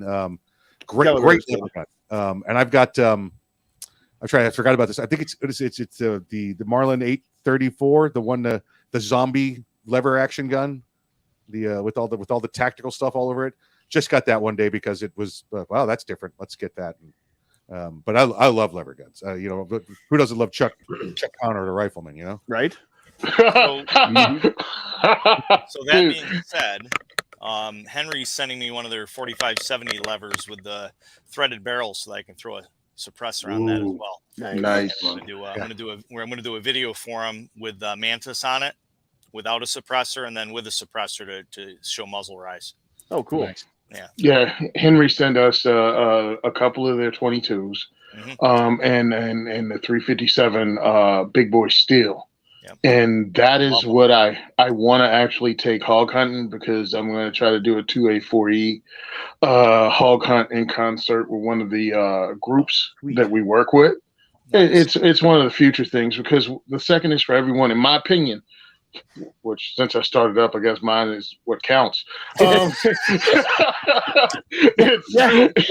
Got a point there. It's. I want to introduce people to different things. That's why I was doing the shooting competitions, because it's not just about self-defense or tyrannical government. This thing can be fun too. So let's go do fun stuff. And a lot of times, people come to my events and feel comfortable with me for whatever reason. then they'll follow me into this thing and maybe get into shooting trap, maybe get into upland bird hunting, maybe get into police competition shooting, any of that. It's like, come on, and let's do stuff with these guns. And that's why, I mean, I'm a gun dude. I didn't get into this because of politics. I hate politics. I just want to shoot guns with my friends. And this is what I want to, that part of the firearms community is what I want to bring people into. That you can go and do stuff, dude. We can go hunt ducks with one kind of gun. We can go to cowboy action shooting with a totally different kind of gun. And hey, you want to, bless you, want to go hunt buffalo? Hey, we got some cool stuff to drop buffalo. You could take a 450 Bushmaster, or you could take a 4570 lever action, and we could just have a great time. So that's one of the things I like about firearms, the firearms community, dude. If you need help with the hog hunt, let me know. I'll bring my 357 and my 4570 lever action. There you go. We got them too. I love my 357. I got a 357 lever action, and it's everything. 357, 38 special, 38 at short. It takes anything 38 with a rim on it that you could feed in there. It's a great gun. That's one of the guns I considered. I mean, you know, when everybody does the whole, hey, what's the apocalypse gun? What's the one gun? I'm like, that's a pretty decent one to have because it feeds that entire range of ammo. Yeah. Hey, fellas, I gotta roll out, but it was great talking to everybody. Well, everybody have before a good you night. before you go, Dan, go ahead and any closing thoughts, and where can people find you? Well, people can find me at goodgunbadguy.com, and I have a web show called The Loaded Mic. You can find that at loadedmic.com. And just like I said earlier, we're fighting the fight here in New York, and check out some of the stuff. I'm doing a lot of media hits and a lot of writing for AmmoLand. So I'm always, every week we're putting out videos, and I'm kind of a spokesperson now for AmmoLand. Which is kind of cool. So check out my AmmoLand stuff, goodgunbadguy.com and loadedmic.com. So awesome. You guys have a good night. It was great talking to you, and I learned a lot about a lot of these guns that I didn't know. So that's it's really cool. nice meeting you, Dan. Why we do this? Have a good one, Dan. You too. All right, Dan. Yep. We'll see you around. Thanks, Dan. All right. Take care, Dan. All right. So let's see here. Defense Dad, not long after Woods' question, said he likes all his guns. If he's just going to shoot for fun and no other reason, it's either his lever gun or his 1911. Travis, his Defense Dad's lever gun is a Marlin too, isn't it? Yeah, 336. Yeah, I've got a Henry octagonal barrel 3030 with the color case hardened finish on it. And I'm thinking about picking up another one, and they're kind of hard to find right now. It's a bad time to try to buy that rifle because it's such a popular deer gun. But I'm kind of hoping that Marlin and Ruger get their wheels rolling and get those new 336s out. I've been waiting 2 years for one. You know, they put out two 4570s or three, and then they got the Winchester whatever 93 that they're now making. And those 330. And here's the problem with the 336. The Marlins now, those have been out of production for 2 years. Used prices on them have skyrocketed. They're over $1,000 now if you want one. Even if it's a Freedom Group era one, it doesn't matter. People just want those 336s. So if you stumble upon one for $600 or $700, you want one, you should probably get it. Yeah. Just be a man like me and use your vehicle to hunt deer. I mean, we do in Nebraska. Don't worry. That most of us here have met our tag limit, with our vehicles. Yeah. The problem with doing that is it's only good for birder after that. You spoil a lot of the meat when you hit them with the projectile that weighs 2 tons. Internals tend to explode, and it's really messy. So if you hit them just wrong. I don't know which one pooped on the side of my car, either me or the deer when I hit the last one. But I just had my car. Bought it in September, hit a deer at the beginning of February, totaled it out.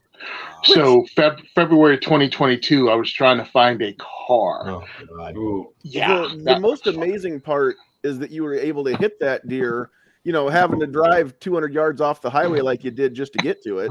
So, that's what he gets for stopping That's what he Tony's gets for from stopping me. Virginia, and I know how you country boys are. We will take the ditch to hit the deer because we don't want it to get away. So I still remember because again, I'm from Virginia. For play football on a football team, we had to be there, and I still remember our nose guard and one of the tackles showing up late for football practice, and they had mud all over the side of the 4x4, and they were like, "What happened?" Well, we're on our way back, right? We're coming. I swear, coach. And then we saw a deer in the field. Dude, they shot the deer and chased it down in the truck. The deer was in the back of the truck. And I'm like, so when I'm in Jersey, and it's hilarious because people are like, well, you grew up here. I'm like, you don't know where I grew up. that's awesome. Oh my. Yeah, I was gonna say I don't have a lever gun. I might be the only one on the panel now that doesn't have a lever gun, but if of all the 22 caliber rifles that I've ever shot, my most fun that I've ever shot was Henry's, what is it, the H001, just their plainest 22 long rifle. Fun gun, man. Round barrel, but I mean, to go through whatever it holds, 12, 13 rounds in the magazine tube, I mean, I would much rather blow through those out of that than out of a 10-22, and I can do it just as fast, or almost as fast. But yeah, that's as much fun as you can have in an afternoon, is just plinking with a 22 long rifle lever gun. And I've shot was it a real Winchester? I think it was a real Winchester 94. Took it out deer hunt. I didn't shoot a deer with it, but I did take it out deer hunting, and it was a borrowed rifle, and then I never got a chance to borrow it again after that. But my cousin, who watches these and doesn't comment because he doesn't want a YouTube account, so he'll watch them, but he won't comment because he doesn't want the government tracking him, I guess. I don't know. No, he's got his own reasons for not being on social media. It's not the government. It's other busybodies that he doesn't want tied in with. But anyway, he switched over now to a 300 Win Mag or short mag, but for close to 20 years, that dude shot a Winchester 94 and 30-30 for deer, and that guy, open sights, no scope, he is deadly clear out past 150 yards with that rifle, and I'll put him up against anybody, any day, anytime with that rifle. Nice. So good stuff. Yeah, they're incredibly accurate, and as far as lever guns, my bucket list gun that I want to own one day is the old original Henry repeater, the replica of it. I mean, I don't need an original, but the replica of it now in a 4440 would be the closest I can come. But that would be, I'd love to load that gun on Sunday and shoot it all week. That'd be perfect. Yeah. Aren't they like $2,300 or maybe more? Yeah, Henry is very proud of them even today. They're not a cheap gun. But the cool thing about Henry's is the 22s are made here in Jersey, in Bayonne, which is cool. That's cool. Though the centerfires are made in Wisconsin, but hey, man. But either way, made in America USA or never made, or not made at all. Yep. Exactly. So good enough. Tony's a great dude, man. Yep, he is for sure. But well, I tell you what, I think we're going to go ahead and start wrapping things up. It's going to take us at least to the bottom of the hour to get everybody out of here. So Calaveras and Dan, thank you both for being here tonight. I know that Calaveras had to jump out and didn't get a chance to say goodnight, but I'm glad he was here. I haven't got a chance to talk to him for quite a while. And having Dan's always a pleasure too. So we're just going to go back through, and we're just going to work our way from the bottom to the top of the screen tonight. So, Rob, you were the last in. You'll get to be the first one to outro. You didn't get a whole lot of time to join the discussion, but any other thoughts that you wanted to throw out there? And then where can people find you, and what have you been working on lately? Well, last thought is, every gun is a good gun. So you got to go out and buy one for it.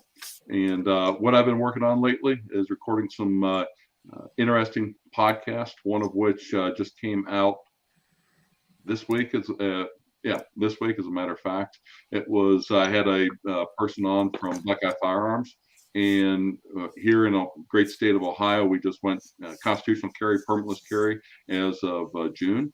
And they did a study of 2 years prior to that to see who was actually getting charged with carrying concealed weapons charges against them for no other reason than they were just trying to defend themselves, but at the same time they weren't committing other crimes and such. And it was very interesting. They were talking about how 80% of the people that were charged in Cincinnati and Columbus, Ohio, were minorities.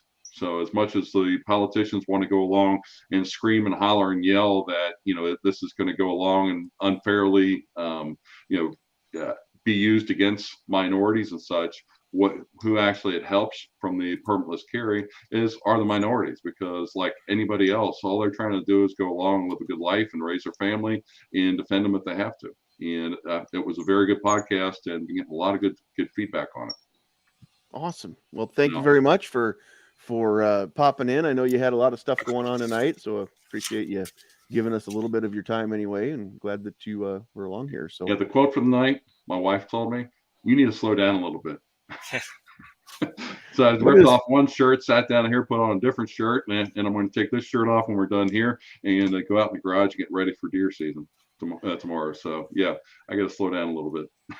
Right. Well, you'll be nice and slow when you're waiting for the deer.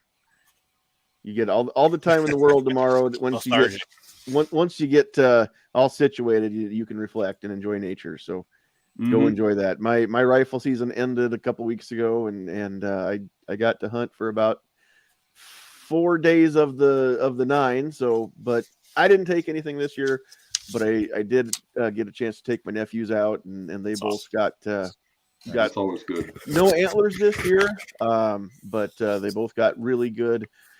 They got good doe. The thing that I'm proud of is the first one made a shot that was about 160 or 180 yards, and he shot exactly where I told him to. Told him, pick that dark spot in the deer's armpit and put the crosshairs right there. And then that was the 16-year-old. The 14-year-old, the next day, I lasered that deer, and when I lasered it, it was about 340 or 360 yards. I can't remember which. And there was a whole bunch of deer grazing out in a rye field that had just sprouted, and they kept moving. And he's like, "Which one should I shoot?" And I finally said, "Dude, here's what you're gonna do." And he's got the scope that they were using has the BDC reticle, the marks that go down the reticle.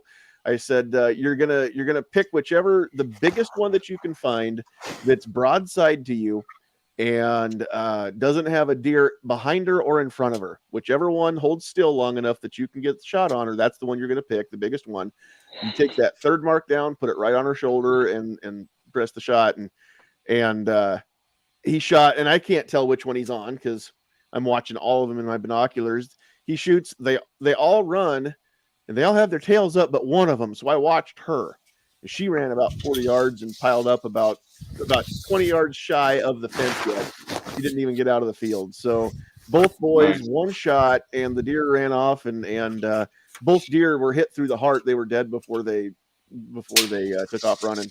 They just didn't know it yet. So I'm proud of those boys for the shots that they put on, and they both got good animals, good eating deer. So and I tell you what, if you judge the success of a deer hunt by whether or not you tag a deer, then you missed the whole point of the hunt. But it's good to take some meat home too, for sure. Now you got 40% of what they shot, right? I mean, what's that? You got 40% of what they shot, right? That's the going rate. You Truth took be them. told, they've still got more than half of last year's deer still in their freezer that none of them really care to eat. So they're going to give me that, and they signed these over to me. So So I took them both into the processing plant and gave one of them to another friend, and then kept one for myself. So I've got some deer meat this year, and I've got some of last year's coming yet, and I'm sitting good. So very nice, no complaints there. So yeah, you can donate, and I don't know other states in Nebraska, you can donate game meat to whoever you want to. You can't sell it, but you can give it away. So that's what we've done. Yeah. All right, Rob, thanks for hanging out with us tonight. Mike, we'll move over to you and closing thoughts, and where can people find what you're doing? Yeah, let's see. First off, my crack intern staff corrected me. It's the Mossberg 464. That's the zombie lever action rifle. With all the tactical all over it. Let's see. I missed NRA and I missed the USCCA Expo because of hurricanes. We had hurricanes hit the travel day to go to all of those. So I missed those. NRA would have been nice to go to, but SHOT Show, that'll be the next big one. We'll be there. Arms Room Radio will be there. Rundown will be there. Arms Room Radio's on Saturdays, 3 to 5 Eastern time. If we're not in one of the cities where we play on the air by you, just go listen on armsroomradio.com. And, when you guys were showing all your nice little Nerf guns there, I was like, man, I don't have any in here. And then that's what I was turning around for. I've got a box with extension cords. There's some hammers and Hammers. Wait. To build out. Nice. Nope, that's all it is. Just some boxes. Just all the parts there. Like, oh man, I remember where those are. I forgot all about those. So. Now, is that a fully semi-automatic assault tactical hammer, or?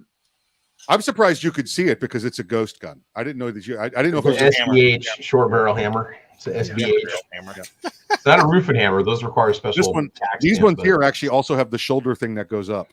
Does it have the 30 magazine clip? It does, because it'll blow your lung clean out your body. Yes, it will. But you can also shingle with it too, so it's very useful. Yeah. Nailed it. And John, congratulations on season 4, and thanks for having us back on. Thanks for being here. All right, Matt, you got jokes? You're up next. I try. Being the new Alice, I have kicked Tony out of his position on the screen of being Alice, so I will. What's it smell like in that square? He left it stinky. I will leave this. Anyway, so Meet the Pressers.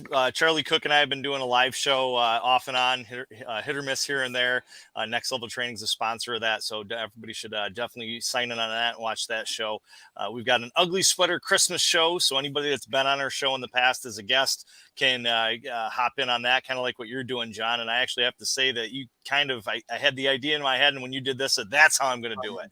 I wanted to do some kind of Christmas show, and I think that's going to be the best way. So, obviously Mike and Tony and Rob, all you guys, John, those who've been on the show in the past as a guest, welcome to come on in the same kind of format would be cool.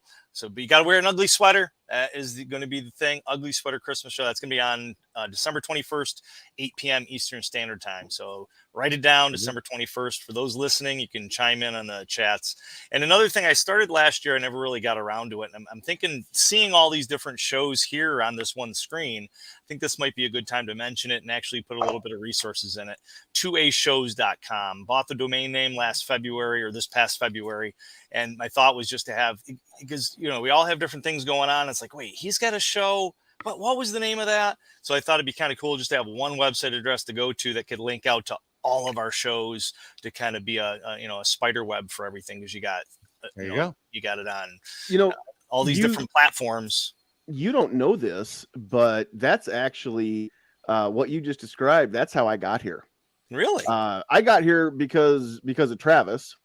And I knew Travis because of a show that he did with Matt from Never Enough Ammo, and I knew Matt from Yankee Marshall's whatever with him and G Webs and Matt and G Webs used to have a website called gunchannels.com and Calaveras and Travis and we all know each other from Gun Channels. The old Gun Channels days, which is gone now. G Webs didn't have the capital to keep all of his stuff going, so that was the iron that got pulled out of the fire. So what you're describing sounds a lot like the old Gun Channels setup, and I am 100% for getting something like that back. So awesome. That's awesome. Tell me again the domain. 2ashows.com. 2ashows.com. 2A shows, and there's also secondamendmentshows.com for the long version of it. But yeah, I mean, it was just something because there's so many of us doing stuff, and I want to support other shows, but it's just like, wait, I know he's got a show, or I know about this show, but so I was thinking, just have a reference. 2ashows.com. Yep. Cool. Yeah, so I've got the domain, and I started putzing around with it beginning of this year, and never really got too much further. But I'm hoping to have the forum up there. It's kind of sparked me seeing all this great talent on the screen.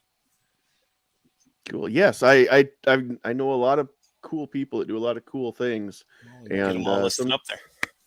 sometimes I wonder how. I mean, in Four Seasons, and this is just me blatantly kissing butt on my guests, but in Four Seasons time, I mean, we've grown this up to all of these guys that came on the show tonight that are doing all these huge things in the 2A world, or in the the content creating world and all that, and I'm just here like I'm that guy that nobody really knows what the hell I do, but everybody knows who I am because they've hung out with me or whatever online somewhere, and we've hardly ever met. Any of us have hardly ever met face to face. Mike and Tony and Travis are the only three left now on the screen that I've actually met face to face. But Dan is the only one that's gone that I've met face to face. So that's just because with my work schedule and all our other jobs, we don't get time to get to the events. So I don't think we're going to make it to anything next year either, except we're going to do our darndest to get to GRPC next year. I just got a little super secret squirrel info that I don't think is officially official. But I've got the 99% positive dates for that, so we can start planning around that now in our schedule. Nice. But it's always after the first of the year of what Paul Lathrop told me that the official announcement comes out.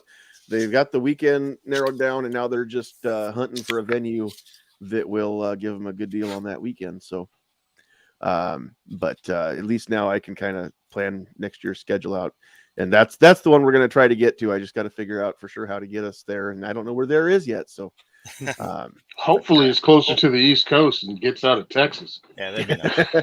That would be nice. Yeah, but I don't want to have to fly to some place where I can't. I don't know. Bring a gun.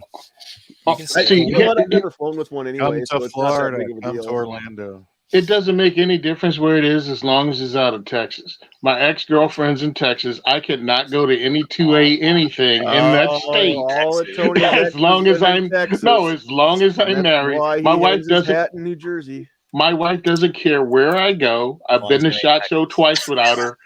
She doesn't even care about Vegas, but let me go to Texas and it all goes sideways. Look, Tony, I'll go with you to Texas. I'll take care of her. I got this. It's cool. I'll be your wingman any day, Tony. We'll book the flight. I have no idea what she thinks. I'm on your six. I have no idea what my wife thinks will happen. Right. But it's just I can't talk be to in your the wife. same We'll state. explain to you everything's gonna be fine. It's cool. Here's the thing. This is a brand new business venture that I need to start up here. Travis, we're gonna pimp you out a little bit here. Here's what we're gonna do. All of you married guys, I've seen less than zero. I know how this works. Okay, all right. All of you married guys who travel places without your wife, and you need like a chaperone or something, you're gonna take along a tactical Travis. Nice. He's better than a wingman because he is there. He's your tactical single guy, right? He's gonna take all the girls so that your wife doesn't have to worry about any of them looking at you. Yeah. Because Travis will be in the house and he is. I'll just step up and I got to test the merchandise first. Nice. Only the first piece is free. After that, you got to pay to play. Travis is walking around covered in Sex Panther. Hey, that 73% of the time, that works 57% of the time. Or so I can tell you that Travis is classier than that. He wears high karate. Wow. Okay, does anybody under 40 even get that reference? Way back right there. Yep. Way back. But there's nobody under 40 on this panel. Only those of us that are preferred stock. So, yep. Actually, I've always been kind of a cool water guy ever since the early 90s, So, yeah. Matt, Old English is the mall tail. That's why you're single. English leather. Yeah. English leather. There you go. Leather. English leather. Raw vanilla.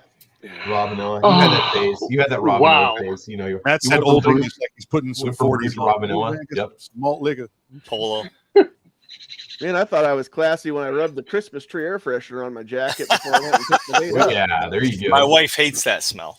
Well, there's like 25 different smells that they do. You can probably find something that she likes. You get an air freshener in this vehicle. I'm like, it's 5 years old. Get something pumpkin spice from like Bed Bath and Beyond or something. That'll shut her up. Yeah. Spice. Exactly. All women. I know Mike's like pumpkin spice. No. Yeah, Travis is all like, I just want a PSL. And he doesn't mean a rifle. He's just looking for a pumpkin spice latte. Pumpkin spice latte. Yep, that's right. That's right. No. Unless it's one of the Spice Girls, there's no pumpkin spice for me. So. Oh man, I might have to agree with you there, Mikey. Yeah. Oh, I was trying to be all manly and everything, going, yeah, pumpkin spice, that basic freaking chick crap. And then I ran across a pumpkin spice muffin. I was like, ooh, this is really good. Oh yeah, what's a loaf as a slice? This is so tasty. Oh yeah, goodness, this is scrumptious. Tony Simon, largest pound for pound basic bitch out there.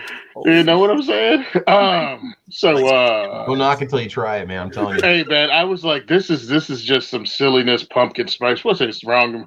I ate that thing. I was like, oh, this is my new thing. Oh, no, this is fire.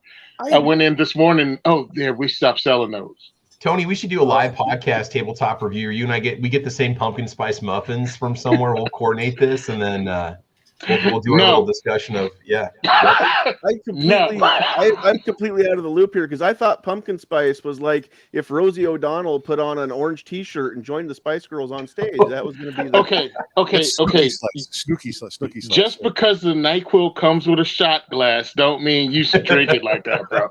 You need to cut it out. You need to cut it out. Save the shot glass, drink from the bottle. Yeah. You don't use the shot glass. No, because I want those weird dreams when I have a cold. Oh yeah, I have them either way. So NyQuil just calms them down some. Okay, well, moving right along, Tony. Closing thoughts. Where can people find what you're doing? Well, you can find what I'm doing at diversityshoot.com, but you can also listen to my podcast, the 2A4E podcast, which we just had episode 90 come out last week. Which is awesome because I made fun of Yehuda Reamer. Pew pew. You can do that on a Saturday. Yeah. Nice. I've been doing it for 6 months now. The inside joke is Yehuda said he wanted to be on my show, like when I was in the single digits episodes, and I told him yes. And again, we just recorded episode 90, and he's still not on the show. And it's like, yeah, he's just Susan Lucci. He's going to be the Susan Lucci of this podcast. I will have everybody on before him. Right. So we have a 1 minute thing with Zeke Stout, and Zeke is like, I just want to be on before Yehuda. We all want to be on before Yehuda. Oh, believe me, everybody's going to be on before you. Didn't he say he was going to be here tonight, and then he no-showed us? So we're gonna, you know what? I'm throwing his butt under the bus. So here's what you're gonna do. You're gonna invite him to be on the very next episode and tell him that you moved your recording date to Saturday. Oh, I got that late, but I got that. For those of you that don't know the PC Jew out there, Yehuda Reamer, he can't do any work on a Saturday. It's the Jewish Orthodox Jew religion. He cannot. He's not allowed. So I'm a school teacher. I'm the same way. Nice. A little different, I think. So, definitely we're going to move the recording to the show with Yehuda on it till Saturday. Yep. And if I don't make it, I'll buy him breakfast at Chick-fil-A Sunday morning. First thing. It's the best day to get breakfast at Chick-fil-A. Yeah. Mine was short on Sundays. A lot shorter on Sundays. Drop them off at Hobby Lobby. Tell them to pick them up the next day. Yeah. That's right. I did that actually on Father's Day. I tell people that fathers eat for free at Chick-fil-A. That's mean. That's so mean. Fathers eat for free at Chick-fil-A. Mothers eat free on Mother's Day at Chick-fil-A too. Oh, dude. People are like, really? I was like, I'm not saying anything. I just threw it out there. The grenades in the room.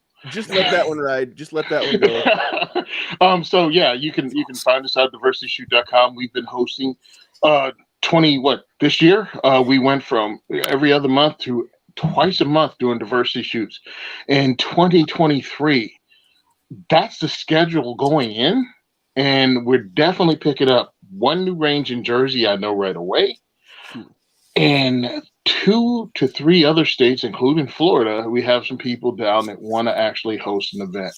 I just have to keep it reasonable, and hopefully a SHOT Show, we pick up some corporate sponsors so we can just have funds coming in at the beginning of the year. So I'm not doing giveaways and raffles and trying to come up with money for flights to go do these things in other states. Right. Funding allows us to do this. We've introduced thousands of people in New Jersey, Pennsylvania to firearms, to Second Amendment groups, and the work we do. Giving Tuesday or whatever was just here, but you never know what motivates people to donate. So yeah, you can go to diversityshoot.com and help us with the mission. We introduce people regardless of race, gender, yada yada, every divisive thing they try to divide us into. We remind people that we're all Americans and we have a lot more in common than we don't. Amen. And there's a reason people are trying to separate and segregate us, and it's not for our benefit. And then I introduce you to the Second Amendment groups that fight the good fight, especially in states like here in Jersey. So, hey, fund us. We have a lot of great times. We have people from 10 years old to 70 years old come out to our event, and just nothing's a typical event outside of we having fun. So the next one is December 14th at Recoil Range here in Monroe. And our last one is December 29th at Gun for Hire Range in Woodland Park.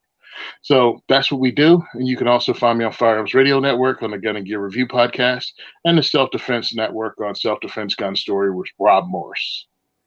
Awesome. All right, Tony, thanks for hanging out with us and everything that you're doing to fight the good fight there in New Jersey. Stan. We appreciate it. All right, Chris from the 740, closing thoughts, and where can people find what you're doing? Well, first off, thanks for the invite. I had a great time. It was nice meeting Mike, Matt, and Rob. I haven't met these guys before.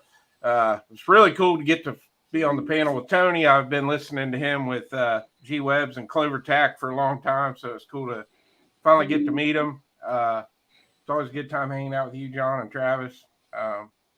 You can find me on Chris from the 740 here on YouTube and Instagram. And every Wednesday night, 9 Eastern, 8 Central, we do a live stream over on my channel. And it's a different topic every week. Sometimes we don't have a topic, but had a great time. And hopefully I'll get to meet a lot of you in person at SHOT Show this year. So Hell yeah. Yeah, definitely not going to make thanks. SHOT Show, but I want to. You know what? I was going to try here. Before we move to you, Travis, I'm going to put this back up on the screen. Rob's link to the podcast on the Who the Permitless Carry Benefits. Can you throw that link over in the Facebook group chat that we're in? And I will copy and paste that onto the YouTube side too. So anybody that's following along on the YouTube side can get to that link. If you would, please. And I'll do that while Travis is speaking. So closing thoughts, and where can people find the stuff that you're doing? Yeah, it's just a great discussion this evening to hear just the variety of what we consider our favorite firearms. Just definitely a very good time. And we're not liable for any purchases you might make as a result of this show, just to let you know. But we can guarantee whatever you buy, you're going to enjoy. I can say that, right? And then also, I've got my own podcast called Caliber Corner. We do that Saturday mornings at 8 a.m. Central Time. And we have different topics every week. We've been doing it for 5 years. We're coming up on episode number 258 or 259. And it's just a lot of fun, man. We're actually going to talk about gun safes this weekend. We haven't had that discussion in 201 episodes since we had our last gun safe discussion 4 years ago. So it's been a while. Just to see thoughts, feelings, what is it worth it? Is it not? Features to look for and so on. We only go for about an hour and a half, and that's about it. Otherwise, you can just type in Travis P11 on a Google search and find where you can find me on all the social networks. Again, YouTube, go see guntube.org, Gunstreamer, Facebook, Instagram, Twitter, all that fun stuff. So I haven't done a whole lot on Instagram lately. I mean, there's just not much. Mainly because on Instagram and Twitter, I keep my profiles locked. So if you want to follow me, you have to request it. I just don't open up my Twitter following to everybody. So it's just how I run that right now. But otherwise, no, great show. I had a great time. Thank you very much. And we're good, man. Looking forward to maybe getting out the range this weekend. Cool beans. All right. Yeah. I don't know that it's going to be warm enough this weekend for me to get out to the range. We'll see what happens. 40s doable. Yeah. Yeah. So I did, for those of you following along at home on the YouTubes, that link is now out there in the live chat. So if you're watching after the fact, you can replay the live chat. So you can still get to that comment. You can still click on that link. It should be clickable out there. So you can go over there and check that podcast out. I'm going to go check that one out too once we get done here and I get the don't know if the dog's ready to go out or not, but I'm about ready to. So I'm going to wrap this up. I do want to throw out a couple things that I probably should have led with at the top of the show. If you're still with us, if you're in the Omaha area, and especially if you're a Nebraskan and you're an NFOA member, our annual members meeting is December 10th coming up at Frontier Justice in Omaha, which is the old Omaha Gun Club. It's just off of 84th Street and West Center. You really can't miss it if you get over there to that intersection. But we're having Ed Monk come in, and he's given his mass shooter seminar. He's doing it twice. He's doing a morning session and then an afternoon session. In between the two, we're going to have lunch, and then we'll have our board meeting.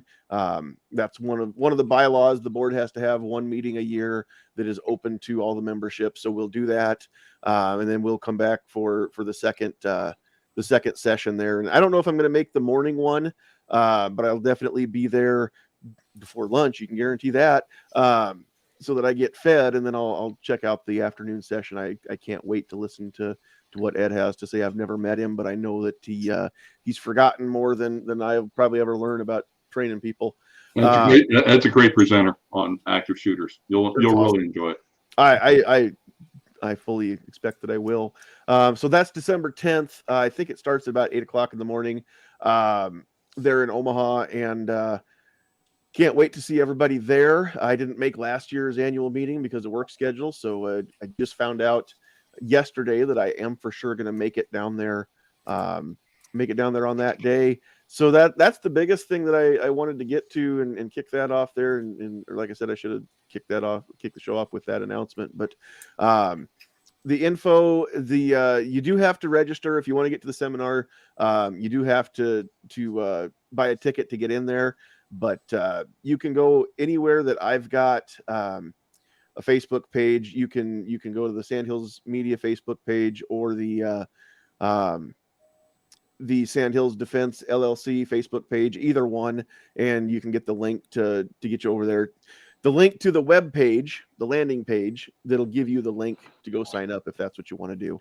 I want to I just want to thank Calaveras and Dan Wass for being here, and Rob and Tony and Matt, Mike, Chris, Travis, all you guys for joining us tonight. And Sausage Fest that it was a fun discussion. And you know what? The feed's still going, so no major faux pas there as far as anybody handling any firearms. That Nerf gun that was on Matt's wall that he took down, we're good there. When Tony was doing this with. Well, but that was a literal hand cannon. Okay, that was his finger gun. So I think we're okay there.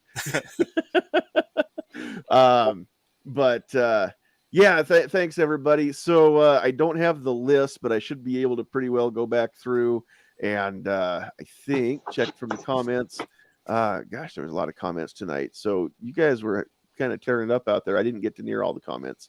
DJ Play Nice, Calaveras 32 Special, Rich White, Chris from the 740, Travis P11, Patriot in the Dark, some Sandhills Media guy, G23, Tacos and French Fries, Dale Mogg out there on the Facebook side, Rich White, Agorizer, Mr. Knives. I know there was a lot more people that had jumped in. Defense Dad, Riding Shotgun with Charlie, PNW Woods.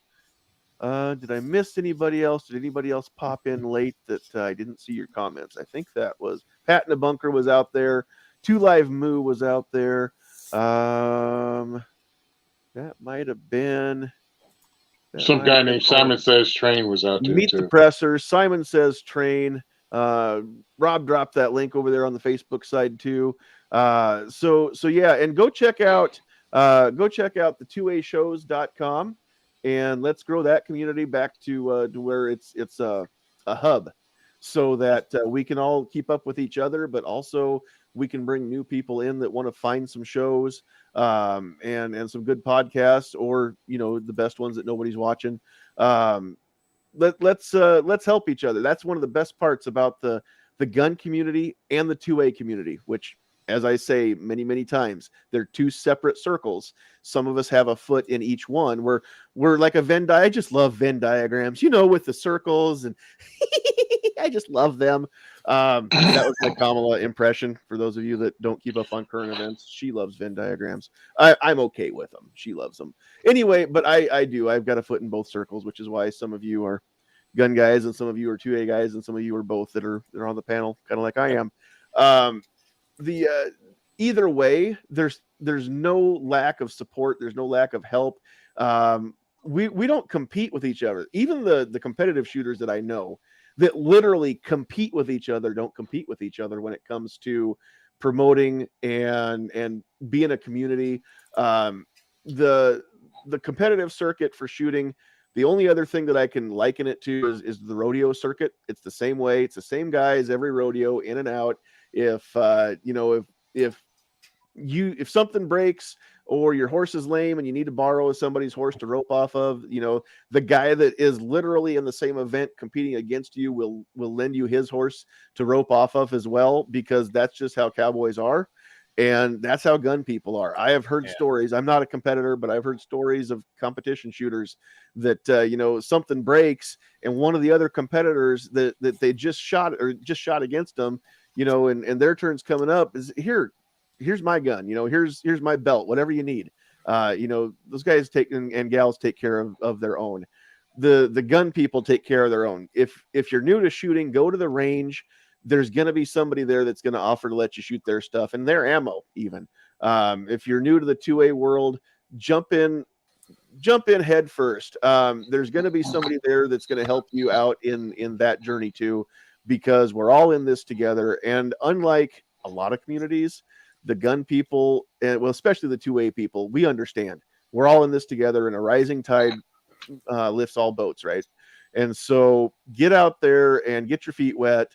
Jump into these communities, find those local groups. The nationwide groups are awesome, and they're the ones that have the money to file a lot of the lawsuits. We need them. But the local grassroots, boots on the ground groups are the ones that keep the 2A alive and well. And if we only had NRA, GOA, SAF, we may not have a Second Amendment, because they can't do everything. It's you out there, boots on the ground. You're the reason why we still have the freedoms that we have, because without the local and the state level grassroots groups, we don't have anything. Okay, the big organizations only function because they work in tandem with the small groups. And every lawsuit that GOA or SAF files, they're not the only plaintiffs in the lawsuit, right? They always have other plaintiffs named as well, and typically other organizations are listed as well, because like I said, we're all in this together. So go check those out. If you haven't liked us on Facebook, please do. If you haven't subscribed on YouTube, please do. Again, I would love it if everybody would mash that thumbs up button, if everybody would hit the share button, and share the best show that nobody's watching. So another thing I should have said at the beginning of the show, next week we're going to finish out the series. This is part 1 of 2. Next week, and y'all are invited back if you want to join. Same time, same place, same night, same time slot. We're going to talk about the guns that we love to hate, and why we hate them. It could be just because they're fugly. It could be because they're built by a company that sold out the mom and pop FFLs in Illinois. That's one of the ones that I love to hate, is anything that comes out of that factory. It may be one that I'll name one. I won't do it here. You gotta show up next week. But I'll name one that I've had students bring to the range that more than one occasion, same model, same exact issue, every time, with different people, different guns. And I'll tell you, the one that I had thought maybe would be something I might buy just to have in the collection. I'm not going to buy one now. I will explain later. But those of you that train people, you know what I'm talking about. You've seen them too. Anyway, next Pretty week. Expensive. What's that? Pretty inexpensive. Yeah. The one I'm thinking of. Have I told you the one that I'm thinking of? Have we talked about this? Maybe. I'll spill the beans when we kill the live feed here. But it's been 2 hours. We're gonna call it a night. Thank you guys all for joining us. We don't have a show without the panel, but we don't have a show without the viewers either. So everybody out there in the chat, we love you guys. Everybody that's catching us after the fact, we love you too. We'd love it more if you'd help us grow. The bigger we get, the more sponsors we get, the better the equipment gets. And the only thing I cank fix is how ugly the host is. I grew hair to cover up my face. That's the best I got. But There you go, Mike. that's the only thing is I guess if I that's the only other thing I can do to make me look any better is I'm actually getting turned on now. That's whoa now A heartbeat. I just noticed Matthew's got to go along work and get a beard. He's the only one on right now without a beard. It's not showing, dude. Did somebody tell you that, Rob? Because they said the same thing to me earlier. Tony said that. I got a beard. Look. See?